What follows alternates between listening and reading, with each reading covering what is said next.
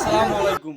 বর্তমানে দেশের অবস্থা ভাই, এই হলো বর্তমানে বাংলাদেশের অবস্থা ভাই। দেখেন, পুলিশের সামনে একটা মানুষের মারতে আছে, দেখেন একটা মায়ের বয়সী একটা মানুষের মারতে আছে।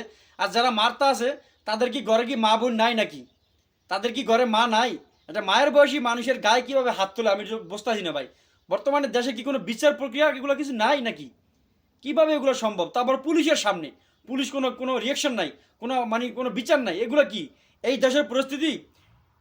বাংলাদেশে মানে 32 নম্বর বাড়ির সামনে এই অবস্থা ভাই। একটা লোকে বঙ্গবন্ধুকে ভালোবাসে, জয় বাংলা বলতেই পারে, এটা তার ব্যক্তিগত ব্যাপার, এটা স্বাধীন দেশ ভাই, এটা স্বাধীন নাগরিক, যে যেটা মনে হচ্ছে করতে পারবো, সমস্যা নেই। তাই বলে কি তারা মারবো পুলিশের সামনে? অথচ পুলিশে তাকায় তাকায় দেখতে আসে, গায়ে হাত তুলতে আছে, পুলিশে কিছু করতে আসে না ভাই। তীব্র নিন্দা জানাই এগুলো, ঠিক আছে? এর বিচারও বাংলাদেশে কিন্তু হবে ভাই, এটা কথা মনে রাখেন। আর বঙ্গবন্ধুর খুনির বিচার যদি মনে করেন 40-50 বছর পরে যদি খুনির বিচার করতে পারে, আর এগুলোর বিচার কি করতে পারবো না? আজ থেকে একদিন না একদিন মনে করেন এর বিচারও হবে ইনশাল্লাহ, আশা করি। এগুলো ভাই ঠিক না ভাই, বুঝছেন?